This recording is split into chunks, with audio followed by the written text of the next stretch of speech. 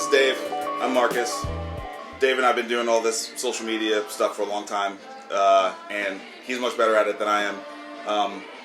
But we're due for a catch-up. We are due for a catch-up. So here we are. Here we are, yes. And that's it. We're just going to catch up, and it might or might not be entertaining to you. So thanks for being a fly on the wall. So yeah, man, I am, the thing I can't replace, hey, thank you so much. The thing I cannot replace is me talking and me being in front of the camera or me being the voice, in the thing. And I've got multiple ideas there of things I want to do. And it's like when I multiply that times I've really learned, so here's what's really cool is the barrier to entry was very, very low, right? I mean, I bought a couple of iPod Touches. Yeah. You know what I mean? I already had a MacBook Pro. I went and got, on Black Friday sale, I got Creative Cloud. It's like $25 a month. Yeah. Right? You know what I mean? It's like, no, it's wait, wasn't that like just $1,000 a year? Right. Like 10 seconds ago? Right. It's like, what you can get now is like out of control. And then, like, okay, I load this stuff in because, I remember this stuff a little bit. But the power of the software now, you just Google, like I screwed up the lighting, how do I fix it? And it's like, there's a full YouTube video on how to do it, and then you just do it, and you're like, oh my god. Or you're $20 away from Fiverr. Yeah, so the barrier to entry was ridiculously low, and I was really glad to, make no excuses to get this thing off the ground. Yeah. And now I'm like, oh, I want to do this, I want to do that, I want to do this, I want to do that. And, with all those things, I'm like, it's really... It's weird because I've never known that about you. That you want to do all these Lots of things, I know. No, but I get it. I totally get it. Yeah, and then suddenly it's like you're only doing the podcast, and it's like, oh wait, that's right, gotta feed the family. Yes. Right. Yes. Yeah. Yes. So I'm gonna be bringing on somebody to be on the team and do that part of things. It probably also help me with certain shoots, like not this stuff because this is unnecessary. I've done, this is like the fourth one of these coffee and content things I've done. Yeah. And it's so easy to set up. I don't need help with this. Right. Yeah. But for the shoots where it's more like a 3-camera thing, and I'm syncing audio to video, and it's like I need some help on that. Yeah. There's lighting and. Yeah. I need help on that. Yeah. I need help on that. So anyway. Lighting is especially tricky. Lighting is tricky. Yeah. But so it's been good, man. I've been learning about exposure, right? I've been learning about the importance of not screwing around with the focus and not screwing around with the zoom, getting that stuff sort of tight. You're an iPhone user, right? Yeah. So for filming, have you ever used Filmic Pro? No. It's a really great app. Okay. So it's like it's like $20. Yeah. And it's the first app that I've used that I think fully exposes the complete capabilities of the camera. Okay. Yeah. Right. Yeah. So you can white balance. And all that stuff. And it brings it front and center in the interface. So because it's there, I should be doing this thing. User friendly. Right, exactly. Yeah. With the iPhone camera, it's that stuff is very hidden. It's very tricky to use, and the interface is not. It's basically don't do anything. We'll do it for you in the iPhone app. And in this one, it's here's all the power you have, and it's a lot of power. Well, I use that. I use there's a photo app I like called Snapseed. Okay. Yeah. I've seen that. I haven't used it. Google made that. They acquired it. Okay. They acquired them some years ago now. But I've been using them for a long time, and it's great. I mean, I wouldn't consider myself a professional photographer by any means. Right. I don't even own a camera beyond my phone, which is Chase Jarvis is your camera. Right. So with Snapseed though, it's cool because you can actually edit photos. It's not so much filters, but it's actually you can. I use it all the time, choosing areas to brighten and darken, contrast and saturation. Yep. Yeah, I mean, just understanding the power of that has been a big deal. But like I said, I'm now intimately familiar with the amount of time it takes to do it, and it limits all the other value creating things I should be doing, and so it has emerged as the very first thing I need to offload onto someone better, smarter, faster at it than me. Well, for sure, it's the first thing. And to that point, right? I think time. We joked before we started rolling how, time is this year is already flying by. Dude, I can't. And so time is so limited, and when you use, and something I've learned working for myself for the last 6 years is that, or 7, 6, is... Congrats on that, by the way. Thank you, yeah. It's crazy. It's incredible, man. Well, Heather hasn't left me yet, so, yeah. so that's good. Yeah. I think you guys will hang in there just fine. Yeah, I think we're good. But yeah, the thing with time, right? So, like with the I had a podcast. Yeah. You were my last guest. Well, was it really? Yeah, and so I podcasted. And how many? 53. Okay, 53. Right on an even number. Yeah. Perfect. Yeah. 50. Why didn't I end it at 50? 53. 53. So okay. you were 53. I was really trying to get Marcus the whole time, and then once I got Marcus on, I'm like, yep. And on a high note, it was just my scheming. 53 episodes. And none of you have ever heard it. Right. Yeah. Because I'm not a big draw. Not because the show isn't any good. It's just I'm not a big draw. That's right. Yeah. All the subscribers dropped. I don't know what you did, man. Wow. Really. So you use the term pod fading? Pod fading. Okay. Yeah. And that's basically like, holy shit, this takes a lot of work. And yeah, pod fading is typically like if you're a podcaster like you are, and you have like a specific schedule where you're like you're going to drop a new episode every Monday or Friday or every 2 weeks or whatever it is, and then you start to slip, and suddenly it's like, okay, so for me it was 4 times a month. Every episode, or every Friday I had a new episode. And then it was like, after a couple of years of doing it, or a year plus or whatever, it was, then it was like 3, because I missed one. Yeah. And then it was like 3 again. Yep. And then 2. Yep. And then 1. Yep. And then nothing. Yep. That's pod fading. Yeah. Yeah. So you're just, got it. Yeah.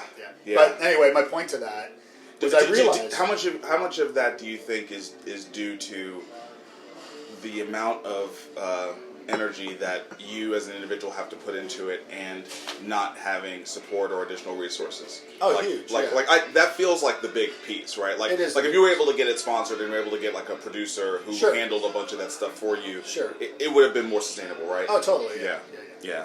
And it's a weird thing too, because I'm also like, I'm kind of a perfectionist and stuff. Not that I do it perfectly by any means, but I'm a perfectionist in that I don't trust enough other people to do it for me. Yeah. And so I love podcasting. I studied radio broadcasting back in the day. Yep. So like I love the editing waveforms. Yeah. I love that process. Yeah. And I love, so I love that.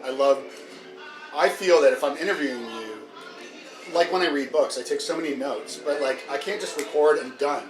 I need to do the show notes. So I need to listen to the interview again to edit, but also to extract the cool pieces of notes. And if we recorded for a half hour, then that's another hour of work. If we right. record for an hour, that's 2 hours of work. Exactly. Like whatever it is.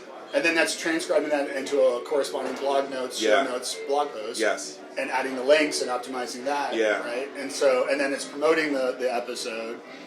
And I'm sure I'm missing things. ID3 tags and album art and all that in your podcast. So I'm sure there's automated ways to do that now, but not quite automated. But there are systems that definitely streamline that for you. Yeah. So, but anyway, I figured that it was taking me roughly about 5 hours a week. Wow. 5 or 6 hours a week to do one 30-minute episode, and just couldn't justify it. Well, it's as much as I love doing it. And I consider myself a recovering podcaster. So I'm sort of like, I'm on the, like, I'll be back. Yeah, I mean, you were super early in the podcasting thing. I mean, when I met you, we had both done a podcast for Joseph. I had done the PHP one back in the day, and you had one that like was actually very highly rated, and well listened to. Yeah, so we started. What was the name of that again? 2 Boobs and a Baby. Yeah, man. Yeah. So we had a parenting podcast, sort of like a Don and Drew parenting show, if you will. And so it was sort of 30-minute episodes, roughly, of Heather and I just talking about becoming pregnant and sort of, and then Sam was born shortly after the podcast started, and then Ella was born, episode 22, and I brought it into the OR, audio only, but you could hear her born in episode 22. But that podcast, we started that in October 2005. Yeah. And that ran to 2008, inconsistently, but it ran to 2008. But it ran, yeah. So, yeah. And then I've had several podcasts, Jumpstart podcast a while back. Yeah. I had an improv, weird, kind of arty comedy concept of me and a friend, Tim Coyne.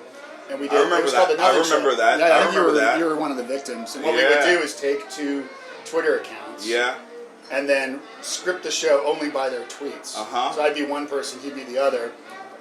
The way I did it, I would print like 6 pages of tweets and have them all spread out with my mic on. And I'd be like looking at tweets to answer Tim when he replied. every episode was a train wreck. That was like our tag. It was like every episode's a train wreck, but like a train wreck you can't turn away. And there were 10-minute episodes, so it's like you can give yourself 10 minutes of So that Smashing Success lasted 10 episodes, and then we're like, what the hell are we doing? And then NBN Radio, New Business Networking Radio, which was the last one I did. Yeah. So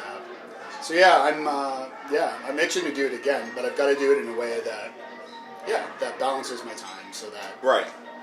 Yeah. So just quickly, you're doing the work in collaboration with Google right now, right? So you're going out and you're teaching businesses, you know, business owners, you know, marketing departments all over the country. Yep. Is it the world or the country? It's the country, but I've also been doing stuff in Canada as well. Okay, so North America. My native land. Yeah. Which was great. Last year, so Google have this program called Grow with Google Events, and that's one of the programs, and I got to speak at all 6 states in Canada.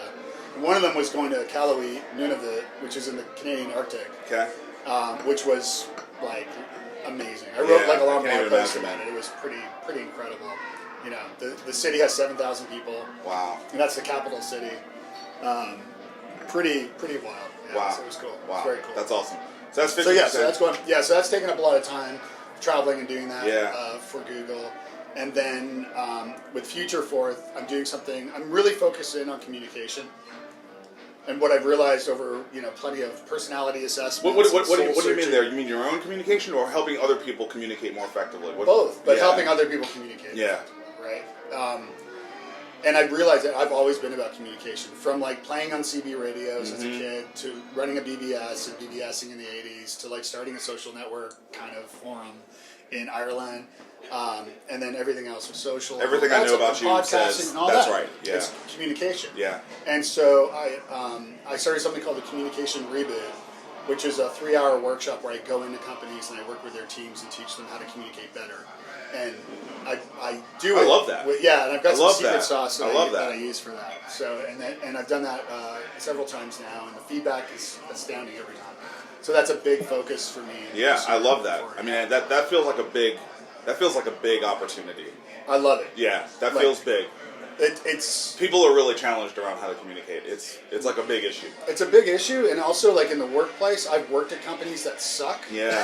For communication. Yeah. Not any in Nashville. Yeah. But I've worked at companies where communication was really poor, or so I've suffered along, and so I empathize with employees and how and management for companies that have. And I think every company can improve communication. Yeah. Like, it's something that you can always do. Right. And nowadays, with employee retention being difficult, more so probably, depending on your area, like technology, obviously, like, it's hard to keep employees in place because they jump ship if they get frustrated or whatever. So this is a great workshop that I've been doing with companies and teaching them, getting their team engaged, having a good time, and then ultimately improving culture as a result. Yep. So that's a big priority this year. Yep. That's awesome. How does your speaking wrap into this? And this is literally something I'm now trying to figure out, right? I mean, like I've put most of my energy over the last 30, 60 days into getting the draft of the book done and getting the podcast launched. But like right behind those things is the speaking stuff, right? You know what I mean? Like once I get both of those things dialed in and get to a final draft of the book, get it all pressed up, and like, okay, now I've got the book. It's a thing I can hand to people. Yeah. And the podcast feels like it's just sort of like the very next thing is going to be, the speaking thing, right? Yeah, because for sure. So like, talk to me about that, because you've really been doing that speaker life thing for a minute now. Yeah. I'm interested in what that experience has been like for you, and what you've learned over the years, and how you think about how speaking fits into your overall business mix. Yeah, that's a good question. Well, like so doing BarCamp and PodCamp and other on conferences and like events and places over the years, I would speak about whatever was on my mind. Yeah. And I would do these presentations like one-offs. Yeah. I would do it once, move on to another presentation. Yeah. And it was really like I did one at BarCamp, I believe. Like, I don't know, it was a long time ago. And it was called We're All Gonna Die. And it was all about preserving your online legacy. Yeah. Like your digital legacy, your digital footprint. Yep. And how to do that, because if someone's not paying your hosting fees, your site's going to go away. Yep. And the Wayback Machine can only go so far and cache so much stuff. So, like, in a podcast, I mean, if you're not paying hosting fees, bye-bye podcast. That's right. And so then your kids won't be able to access your old stuff. That's right. What you were all about online. That's right. Anyway, so I'm selling you on this talk now. I'm like, God, maybe I need to do that again. But it didn't, and at the time I had a job. So, like, when I spoke originally, I had a job. So I was just doing these presentations but they didn't connect necessarily, exactly, but I didn't have any intention to connect them either. And so now I'm being much more strategic in the talks that I'm giving and how they might be able to convert to clients. Yeah. Right? And I'm not like selling on the stage. And I learned that very early on, and I was with you. I believe I was with you at that year. But it was at it was you, because it was the first Gnome Dex. Yeah, okay. And if you remember, I won't say who, but a very famous investor, entrepreneur was up on stage and he was doing his talk and blatantly was like selling I remember product, that. I 100% remember that. Service. Yes. And then a guy in the audience heckled him and yelled, "This is conference spam!" And it was Dave Weiner who heckled him. The godfather of the father of our blogging and and I remember seeing that, and like the podium might as well have been in flames. Yeah. So I learned right there that like, oh man, when I'm speaking, I really shouldn't ever like blatantly sell. Right. And that was a good one. Like, yeah. And that always stuck with me. Yeah. So now the content I'm creating for speaking, I have a talk called The Master Communicator's Secret Weapon. And it's all about this thing that I use to teach companies and people, and I share what it is in the talk about how to improve communication, so that you can leave that talk armed with everything you need to improve communication. Right. And I do loosely mention it, like, and I do these workshops, so if you're interested, let's talk afterwards. But I don't go beyond that. Yep. For $9.95 now. And it's more expensive than that. But anyway, so I've learned that in the talks that I do now to be much more strategic in how I put them together. The other thing, too, is I do them. I only have like a couple talks that I do most frequently. Yeah. And that I got from like Seinfeld, where it's like, I love stand-up comedy. I love comedy. But Seinfeld's thing is he's always done like the same shtick. And that even stuck with me from Gnome Dex too. When Guy Kawasaki went up. Yeah. Remember? And he said, which one do you want me to do? This one or this one? Yes. And the audience were like, they voted. Yes. Said, okay. Loaded it up, and away he went. Yes. Like, what the heck? And you even whispered to me. I remember that. You were like, oh, man, I've already seen this talk. Yep.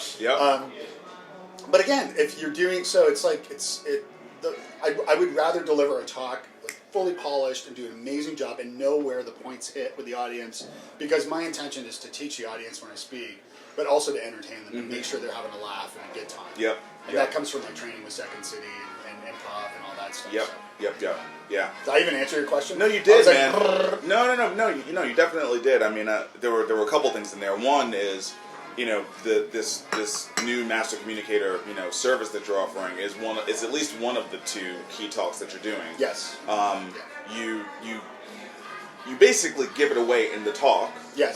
But everyone knows, like, just because they sat down and listened to you talk about it for 25, 30 minutes doesn't mean they can now take and do it, right? It means now they're turned on to it. Yeah. Right? You know what I mean? They're turned on to it. They understand it. Yeah. They may go on the internet and go research other stuff, or they may just, they may have the resources and the desire, and they may say, hey, Dave, I thought that was dead on. Can we talk more about that? Right. Which gives you an opportunity to then go deeper, right? Yeah. Okay. Yeah. Okay. So does that mean that, like, the speaking, it is or is not like a key revenue piece for you, like from a strategy perspective? It absolutely is. I've learned that. So, like, I work for myself. I have a home office. So I work from home. Yes. And I'm alone most of the time, working. Yeah.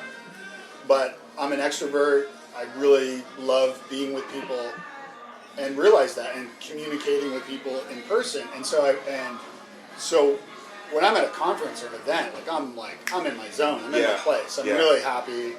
And so speaking is a big part of that. And so, I make it a really big point to, like, help conference organizers and event organizers make sure that the event's going to be good from my own experiences and things. It's a big part of the business side of my business, right? The revenue side of my business, right? Of getting paid to go and deliver these talks, and Yeah. Okay. But I love it. So what feels? I mean, you've been doing this for a very long time, and we were talking about 2005 was when you started Two Boobs and a Baby. It's 2019, about to be. We're gonna blink. It's gonna be 2020. So we're talking about 15 years has come between us. When we started and where we are now, right? Crazy, And when we hung out at Gnome Decks, it's funny. I talk often about South by Southwest. I don't talk as much about the Gnome Decks experience, but the Gnome Decks experience was pretty transformative too. Very transformative. For me. What are you looking at in terms of like 19 and 20, and just being like, man, this feels like the next big thing that's about to change things and like actually impact your world, right? Impact your content world, your speaking world. What are you seeing out there? Yeah. If anything. I think it's always just weird. As an early adopter on social, it's weird now because like everybody's there. Yeah. And the bots. Yeah. And the brands and everything, and so it's really noisy. Yes. And so and younger people aren't really. I think they're they're certainly more savvy, but they're not participating as much. Not in the same way. Right. I mean, so, and I think that the whole idea of like human connection and like people are craving, I think, again to meet in person. Yeah. And so this is part of what my thoughts are is with events, with going to events, speaking, connecting people. Yep. I think people are longing for actual human connection, like in person. Yep. Because doing this right now is a lot more effective than doing it via Skype.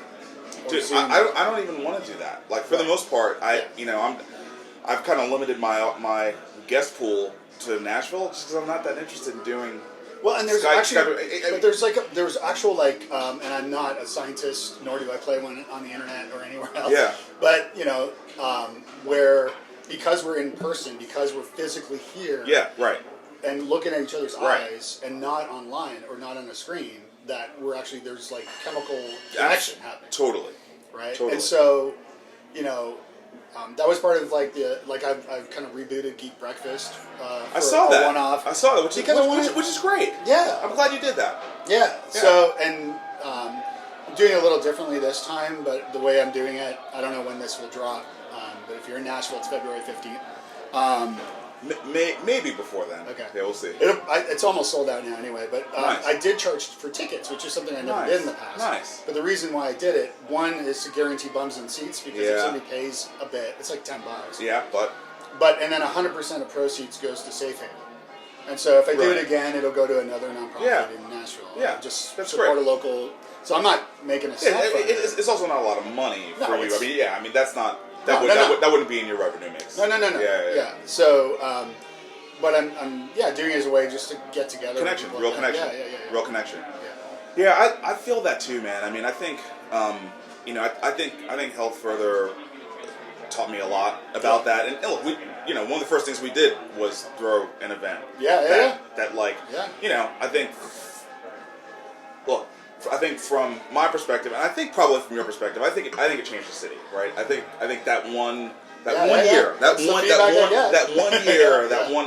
event, that one BarCamp Nashville in 2007, had a reverberating effect on the city. Just getting everyone in the same room and us all looking at each other and be like, holy shit, we all care about this You're stuff. a person? Right. and then the proliferation of events and groups and splinters and user groups and conferences that sort of happened on the back of that was like, was sort of unbelievable. But I've always, I think especially from that, gotten how important it is to connect with people. Yes.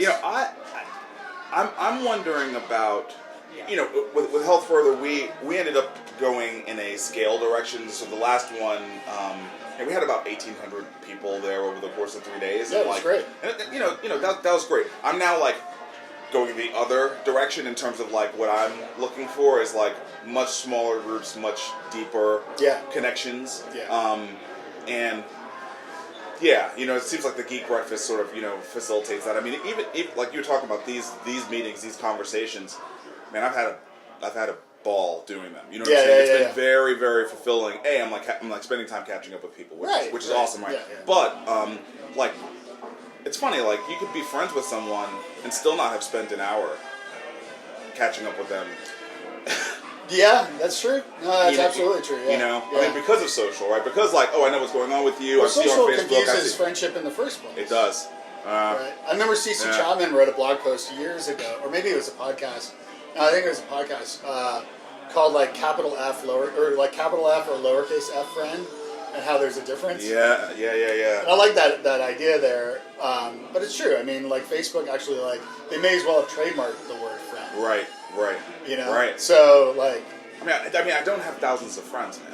Right. I don't. You can't. I don't. It's not like scientifically, it's not possible. Like Maslow or Dunbar's number and all that. Like, it's not possible. Yeah. Or you'd be a terrible friend if you really had that many friends. Right. Because you wouldn't know anything about your friends. Yes. That's not a good friend. Yes. Right? Yes. But so yeah, no, you're right. It's interesting. Yeah. So yeah, I'm on this like kind of. I've been reading Teen Human, Douglas Rushkoff's new book. Okay. And it's the second time I've heard about it. I'm kind of late to his work in a way. I think I've sort of touched on it over the years, but and I've been really enjoying sort of his. He just had a book launch, and Seth Godin interviewed him at his book launch. Okay. And that was a weird thing to have Seth Godin present and not speaking that much. Because he definitely speaks. Yeah. But pretty interesting about sort of technology and human connection and sort of all. So give me the premise. There's different aspects of it, but I mean, one thing that's kind of resonated with me is the idea, and it's kind of about algorithms and how algorithms are designed mainly for commercial purposes now from social networks. Yes. And that makes sense. They're businesses. They need to, but that these algorithms will show you what you want. Yes. And ultimately, though, if the algorithm can determine if the algorithm can determine what to show you in order for you to purchase something, then it will show you more of that. Yes. And so, so it's kind of it's sort of about that in part. Yes. About how humans are sort of being rewired by algorithms. Do you think that? So this is something I wonder about because A, I've been using it for so long, and B, I've been using it from the inside, like the work I did at Moon Toast and then Clariture, like actually building technology on it, understanding how the algorithms, how the ad platforms work, and all that kind of stuff. Sure, yeah. I've mostly tweaked they still serve ads to me based on retargeting or other things like that. Yeah. I know exactly what's happening every time that happens, and so I don't respond to it. Right. But I get why they're doing it. Like, I totally get why they're doing it. But I have really managed my feeds. I saw you talked about this on Twitter, that you said you're following too many people. Yeah. This was a big thing for me probably 3-4 years ago, and I was just like, you know what?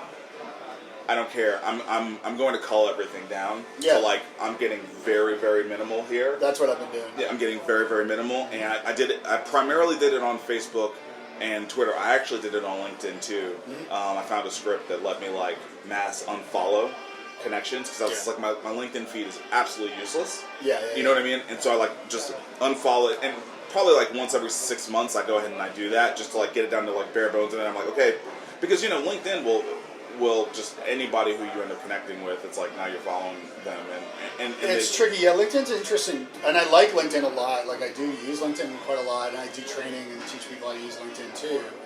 And I've advised a company that was acquired by LinkedIn. Okay. Go figure. So I love LinkedIn, but I'm with you on that. I mean, I think a lot of people just accept every connection request willy nilly, and I really frown upon that because, in part, I've got a queue of hundreds, maybe 1,000 requests now. I used to have a fast way to deal with that, and when LinkedIn rebranded the UI. The UI, yeah. I can't do what I used to do. Yeah. But I think like if I'm genuinely, like if I'm really connected to the people I'm connected with, and you, my friend Marcus says, oh, I need to meet somebody at IBM, let's say, or whatever. Oh, Dave's connected to someone that I need to talk to at IBM. Yeah. I can reach out to Dave and say, hey, Dave, would you mind giving me an introduction to so-and-so at IBM? Yeah. Yeah, of course. And I facilitate that, which is where the true value of LinkedIn is. beyond like the newsfeed and all that. And so if you're following everyone, then like your network's just a mess. Yeah. Yes. Yes. So and then people ask you, "Hey, I see you're connected to X person. Like, can you tell me something?" And I'm like, "I don't even know that person." Right? Yeah. Which yeah. You know, it makes me feel bad. Like, it does. why did I do that? Why did I even connect with that person? I don't know that person. Yeah. And why I'm a big proponent of like you leave a personal note when you connect. Yeah. Like, leave it when you try to connect. I want to say like, hey Marcus, it was great to meet you at Health Right. Further. Right. You're right. The salmon on the buffet was delicious. Right. You know? Right. Yes. Let's meet up for coffee or talk or something.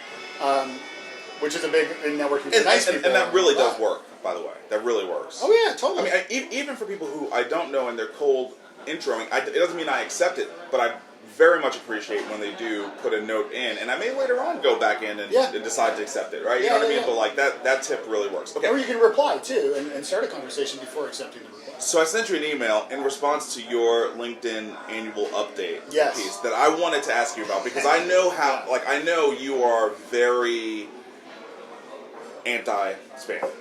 Oh yeah. Very, very anti-spam. Yes. And one of the things I've been struggling with because it's not something I've kept up with over the years, now that I'm trying to approach it. So I'm using Full Contact as a way to like integrate all my different contacts across different systems. Yep. And it's actually working really, really well. It's great to like just get a global view of everything. Yeah. But how to best leverage my LinkedIn connections is like really, really challenging.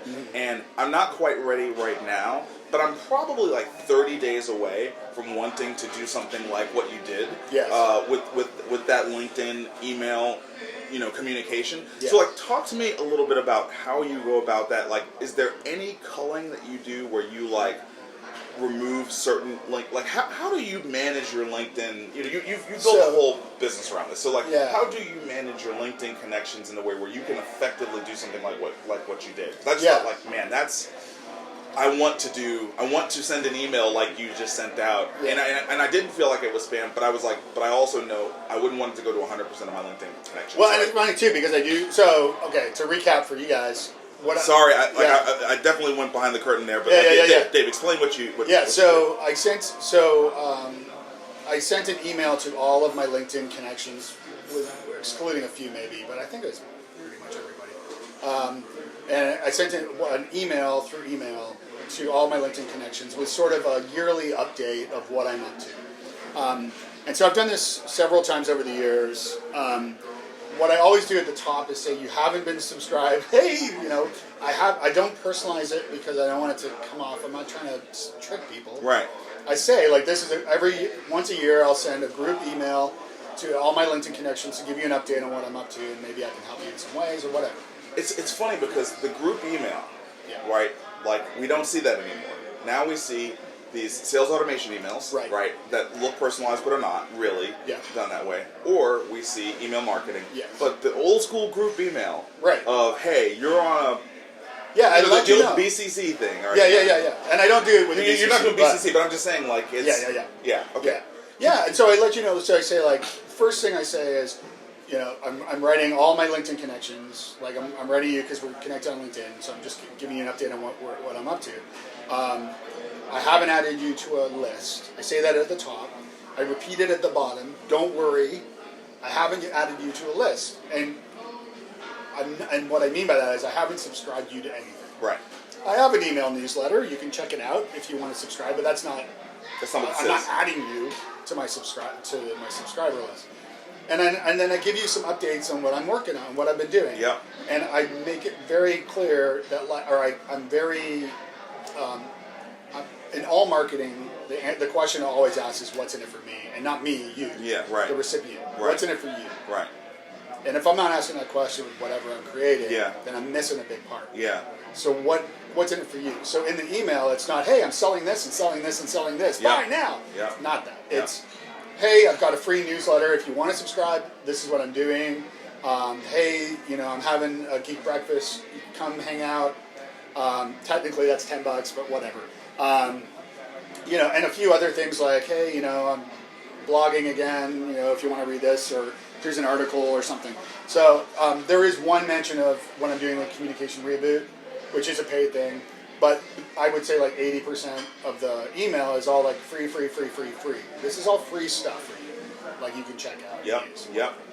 So I'm not trying to sell anything really, ultimately. I mean, yeah, if I get a new client, great. But now you've been doing it several years. Like, how well does it work, and what is the response? Great. It works great. I do get like maybe, of 5,000 plus emails, I will get like maybe 10 at the most that say unsubscribe. Right. One guy said F you. Are we censored? Whatever. We're not, yeah. Okay, fuck you. Yeah. No, fuck you. I'm just kidding. What if we started duping it out? You would totally smoke the one. That's why we're not duping it out. No way. It's not gonna happen.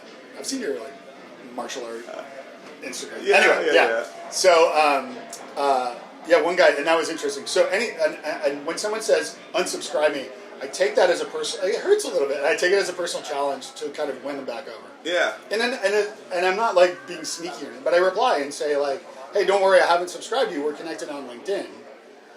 If you don't want to hear from me, here's a link on how to unfollow me on LinkedIn or unconnect on LinkedIn. Yeah. Fine with me. Right. If you don't want to be connected with me on LinkedIn, that's great. Right. Later, when you're looking for the guy at IBM, I'm not going to be able to help you. Right. Because you won't even see that I'm connected to you. Right. So, hey, go for it. Right. Unfriend me. That's fine. Right. I don't, no love lost. Okay, so that's so I get some people that say that's the bad part. Now let's talk about the good part. The good part is I get people that I've had so many personal replies that say, "Oh my God, I love this. This is great. So good to see you doing well." It's kind of like re-sparking old relationships. Yeah. Like actually a friend, Lee LaFleur from Common Craft at Nomedex back in the day. He replied. Yeah. He's like, "What's going on? I haven't talked to you in years." I'm like, "I know." And so we've been exchanging emails, catching up. That's awesome. I'm not selling anything. He's not selling anything. We're just shooting the shit. That's catching awesome. up. That's and awesome. It's been great, and that's what it's about. Yeah. Yes, if somebody says, "Hey, I have a conference coming up, or I know of a speaking engagement you should come and speak at," great. If I can earn money as a result of it, great. Because my kids need to eat too, just like everybody else. Sure. So the feedback's been great on it. Now, I wrote this in my book, New Business Networking, about exporting your LinkedIn connections. Yeah.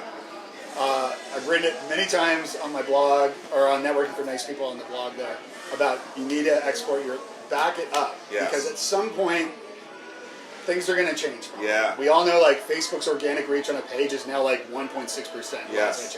It's probably less than that. Yes. Things change. Yes. LinkedIn has recently changed. Yes. And so now you cannot export your email addresses from your connections on LinkedIn anymore. When did that happen? Recently, like within the last month or so. I was about to say that has to be like, and I didn't see really recent. That has to be really recent, because towards the end of last year, I mean, that's what I had been doing with Full Contact, right? I mean, is exporting. Yeah. So you can't do that anymore. You can export all of their information except the email. Wow. So I could have your name, job title, blah blah blah, but not the email. But not your email anymore. Wow. I'm glad I was doing that as regularly as it was I was funny. doing it. I got a tweet from a friend actually. When there was an article that came out, I can't remember where, TechCrunch or something. And a friend shared the article and said, "I'm glad I've been following Dave Delaney's advice all these years, because not to like toot my horn, but like, because I mean, I've learned. While I'm a proponent of social and I love connecting on social, absolutely, but I got locked out of Twitter back in 07, 08, where and that was a wake up call for me back then. And I wrote a blog post about that. Like, what if somebody stole your address book, your address book? So, like, go old school before this whole internet fad. And we all had a book with our friends' phone numbers, or clients, or Rolodex, or whatever. What if somebody came and took your phone book and your Rolodex and stole it, and you couldn't access it? So, oh crap! I don't have anyone's phone number. Right. That's what happened. That was the wake up call for me when I got accidentally locked out of Twitter for a weekend. I was like, wait, I can't connect. And I don't even know half these people's real names. Because back then everybody used aliases and stuff. And so that was a big wake-up call. So I'm all about, like, that's why I've been a big proponent and fan of LinkedIn, is the fact that they let you do that. Unfortunately, I think the spammers became aware of it and they just got too so I get it. Yeah, no, there were. I was definitely getting hit up regularly by the connections, and I would summarily go in to LinkedIn, find that person, and unconnect. Yeah. Just be like, yeah. Yeah. So if that's really good. I'm glad I got that update. Yeah.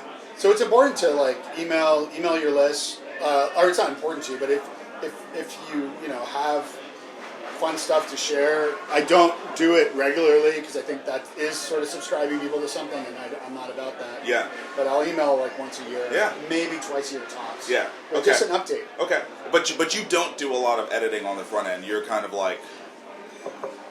Yeah, I sent it to everyone for the most. I think it was to everyone. I can't remember. Yeah. I think so. Yeah. Okay. All right. That's really interesting. I was encouraged by that. I thought it was well done, and I was like, man, I want to do this. You know what I mean? I want to do this. I think because I've got a couple of different worlds, I'll be. I will spend some time on the front end to try to like parse out some people that I just really don't want to get that message. But I did think it was a really smart approach, and I hadn't seen anyone else doing. And I know you're just really good at understanding that these tools are for communication for relationships, right? Like that's really what they're there for. That's what it's all about. That's what they're there for, right? Yeah. And see, if I were you, I would send like a full list and just break it down into areas. Right? Because some like healthcare VC somewhere that might have an interest in football. Dude. Soccer, like real football. Yes. And so close. This will be after the Super Bowl, so I think I'm okay. You're good. I get hate mail. You're good. No, not from my audience. Right. Yeah.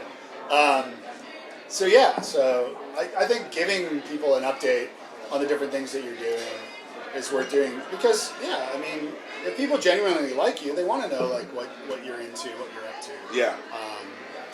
And like I said, the majority of people, like, I got a lot of great replies from people just, excited, and I've had some good correspondences, so it's great. Cool, man. Cool. What else is going on? Just speaking and writing. I'm still writing. Are you doing another book? I'm sitting on the idea for a book, and I have been for a little while. Again, it gets back to what we started talking about at the beginning about how much time we have in a day and how much we can.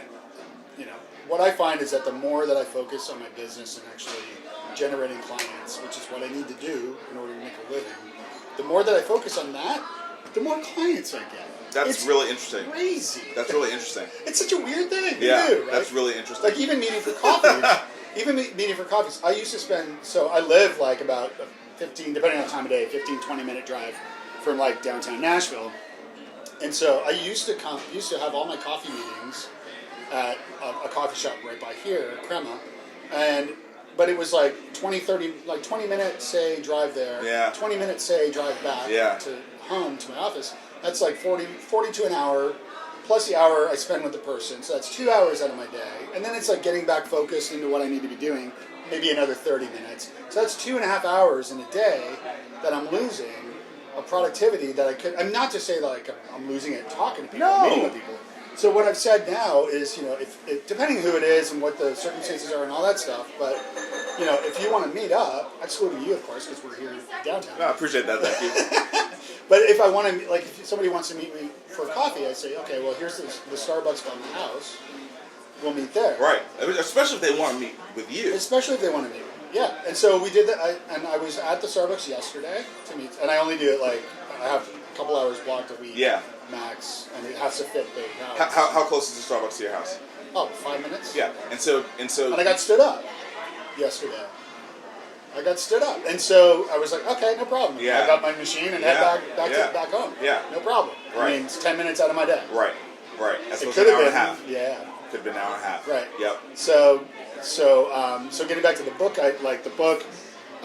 It's something I definitely want to do. I have been noodling around with ideas and things like that, but it's just making sure I'm in a good spot financially where I'm okay there. Yeah, the main thing is the main thing.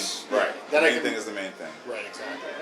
Yeah. So yeah, what about you? Your book's coming along? Yes, I'm so glad to be sort of on this side of it, and I'm like, I've gotten some really great feedback, so, once I get the help to help me on the production side of things, I'm going to dig back in and, spend a couple of weekends on the editing pass of it. And, I had a great half-hour conversation with the folks at Ingram Spark, so now I know like exactly how it all works, what I'm going to do. Yeah. I'm excited about self-publishing just because, my reasons for wanting it are, I just want it. You know what I'm saying? Uh-huh. It's like it's my life's work. So that's it's a reflection of my life's work. It's not my life's work. It's not this book, but like what's in there it's my story. You know what I'm saying? And my philosophy, and so like I want to have 100% ownership of it. It's like that's I don't care to. Well, have and also it's like it comes down to when you're creating anything. It's who are you creating it for? It's that what's in it for me thing, right? Yes. And I had a great conversation with a friend. I actually just wrote a blog post. It'll be live Friday. About he wanted to do a podcast, and he wanted to, because of my history with podcasting, he reached out and said, let's have a call. I just want to find out what equipment I need for a podcast. So we talked, and I talked him out of it. What he wanted to do was to create a podcast to feature his clients, to interview his clients, and to build his brand, build his business. Yeah. And I'm like, okay. So the long and the short of it was, I realized, like, in talking to him, I realized, like, his clients are not the most articulate, interesting people. Yeah. So, and I'm like, and who are you making the podcast for again? Like, do you want tons of viewers or tons of listeners? Right. Or do you want it just as a networking effort? Yeah. Or, like, what are you trying to do with it? And the long and the short of it was, I said, this is what you need to do. Say, hey client, I'd like to feature you on my blog in an interview. Can I send you some questions that you can answer in an email? Send them back to me, and I'll post them on the blog. Right? So he's got like text interviews on his blog with his clients. The clients share the blog posts, which drives people to his brand website, so they learn more about his agency. And then at the same time, his clients are happy because they're being featured. Lots of link love, lots of SEO benefits because he's writing content on his blog. So it's like, you didn't need a podcast. No. So I love podcasting, right. But you got to be in it for the right reasons. Yes. And writing too. You have to know what you're trying to do. You have to know what you're trying to do. Yeah. Yes. So, yes. Yeah. Cool. So I'm excited about your book, though. Yeah, that's what's going on with me, man. Is this is a big transitional year. I'll be an empty nester by the end of the year, which is nuts. That is bizarre. Which is nuts. That is crazy. And I've had a good run for let's call it 15 or so years here. Doing a bunch of stuff, and now it's like it's just a different window of my life is starting. You know what I mean? Yeah. And so like focusing on being super healthy, focusing on focusing on personal brand, but that's because because it's time. Yeah. You know what I mean? Like because it's time. Because like I've done the really, really hard stuff. Yes. I've done the really, really hard stuff, and I don't have anything to prove to anybody on that stuff anymore. You know what I mean? And so, it's time for that, because that's going to be the most fulfilling thing, and I think it's going to be the most value creating thing. Actually for even the things I'm involved in, or where I've got ownership or positions or any of that kind of stuff. Yeah. I think me going all in on me right now is like the most. It's a good. It's the best. I think I have, man. Yeah, I think I've done. I think I'm. I still am excited about doing work, but like this is the work that I'm most excited about doing. What's the timeline on the book? When can people? Yeah, that's a good question. And books are so easy to write, by the way, aren't they? Dude. So it's the closest thing to having a baby for a man. Dude, it's funny because I have my stress threshold is so much lower now, because having gone through the week that I did in December, where I just went to the Smokies by myself, and basically, I thought it was going to be a full week, but with the drive and the check-in, check-out times, it really ended up being 3 days of uninterrupted. Like literally waking up, pot of coffee, not changing clothes, not leaving the cabin, and just 3 straight days of like pounding, right? You know what I mean? So having done that, in those 72 hours, I went through the entire book. It was like an entire edit pass with a big writing pass too. So I now have a real benchmark for like how much time it's going to take to do that next editing pass. The answer is no more than 72 hours. Yeah, good. You know what I'm saying? Yeah. The answer is no more than 72 hours of dedicated time. Yeah. So, then the next question is, how do I carve out the 72 hours of dedicated time, right? I think I can get there in the first quarter of this year. You know what I mean? I think before the end of March, I can carve out 72 hours of uninterrupted time to like just knock it out. Yeah. And I've now basically got the Ingram Spark stuff on auto run ready to go. I know I still need to do like the book layout and the cover design and things like that. I still have that little bit of work to do. I heard a good tip about this, and I wish I'd done. Okay, yeah, I'd love a great tip on this. Do like Facebook ads with different book cover images to test which gets the most clicks. Yeah. You can all go to a landing page. Yeah. See which ones get the most clicks. Okay. Do an AdWords campaign or a Google Ads campaign. Same thing with the images. Yep. See which image resonates most with people and gets the most action on it, and then that's your image. That's great. That's great, and that's easy to do because I've got the whole sign up for the email for the release of the book kind of thing. So that's a great ad to run. Yeah, so what was your process for mapping out the book by like topics or chapters? Because obviously you've got a lot of ideas. I worked with somebody on that. Okay. Yeah. So I worked with a professional writer, Claire Gibson, who's like putting out her own published book. Like not self-published, but like fully published book right now. But yeah, I mean that was very, very difficult to actually frame it up. So I hired her to help me with that, and that was a turning point. You know what I'm saying? Where somebody was able to come in and say, okay, here's a structure, and I ended up doing an editing pass on it. At the end, and like removing a couple of chapters and reorganizing chapters, but like just to like give it that framework was invaluable. You know what I mean? And now that I think it is. Like I think it's so important. Oh, dude. Because I've already been like writing down points that I want to make or topics I'm going to talk about, and then I forget where I read this idea, but I love it. Where you take each idea and you write it on a Postit note. And then on a whiteboard, you write the chapter heads, and you put the Postit notes all on the board, and you group them together based on the topic. Yep. So that you can kind of cluster them together. What fits best into what area? Yep. You're physically picking up a Postit note. It's strange, like I'm talking about this human connection thing. No. I like that. I like that analog idea. I think the more like with to-do lists, like I started doing this to-do list years ago where I print it out every day and it's on paper.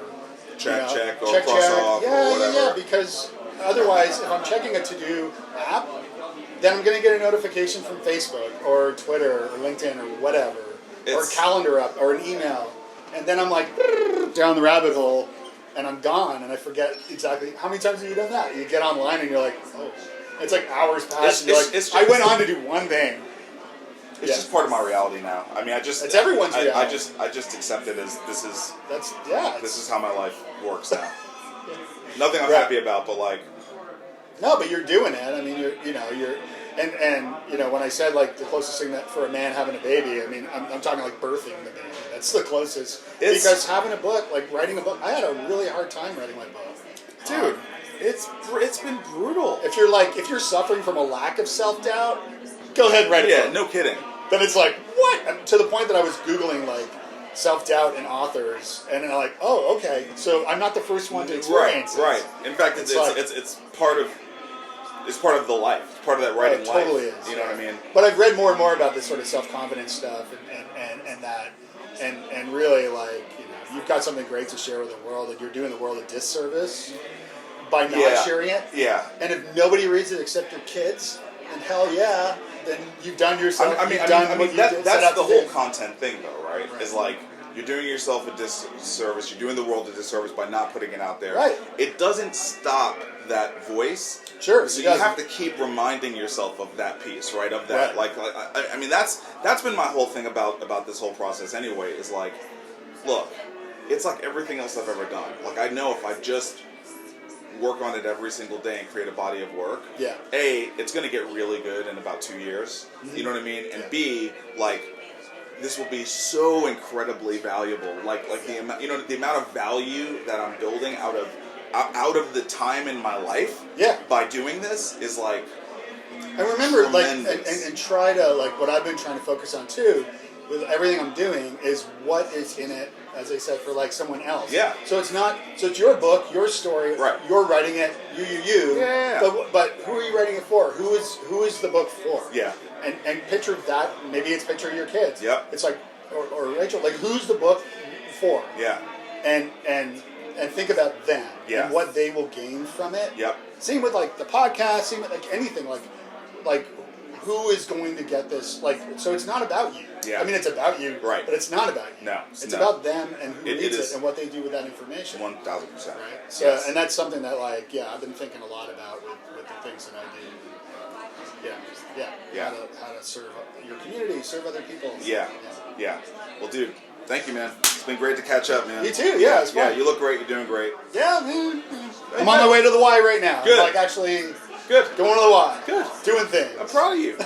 We're good. I'm proud of you. Yeah. Let's do it again soon. Yeah, for sure. Yeah, and I'll keep you more up to speed with like the stuff that I got going on, man. Yeah. You know, because I'm gonna, I reached out to Kate and she was really helpful. With some guidance. Like before I made the trip, like I was on the road to the Smokies and I called Kate O'Neill, tech humanist. Yeah. I called Kate and I was like, hey, here's some things about the book, and she gave me some really great guidance that was super helpful. So like I'm gonna, I'm in that Facebook group. I haven't like posted yet, but like I think once I get the person to help with the production stuff on all the audio and video stuff, like that'll put me more squarely in a position where I can be like, okay, hey, I want to like engage with the group now and tell you all what I'm doing. And, Kate's great, by the way. Like, dude, she's incredible. Yeah, we met in New York. I was in New York. She's incredible. For a gig, and we met for coffee, and she kind of kicked my ass, which is great. I needed it. And then and then she knew this amazing. Well, you probably know it too. Some cool like backwoods trek through Central Park. It was like, so we went for this walk through Central. And it was like, wow, this is so cool. I've never been along this way. It's really cool. Yeah. So it was good to catch up. Yeah. Great to catch up with Yeah. her. So, yeah. Awesome. Well, I'll be in touch, man. Thanks, bro. Cool. Thanks.